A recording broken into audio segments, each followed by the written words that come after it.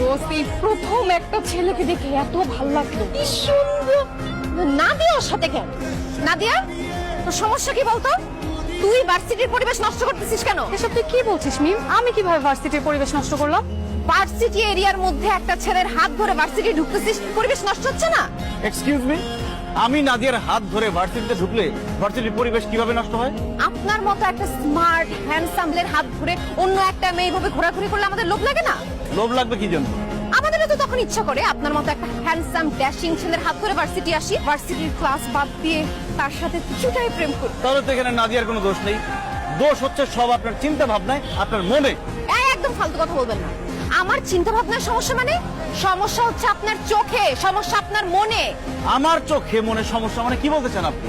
আপনার চোখে সমস্যা দেখে আপনি নাদিয়ার মতো একটা মেয়েকে পছন্দ করছেন, আপনার মনে সমস্যা দেখে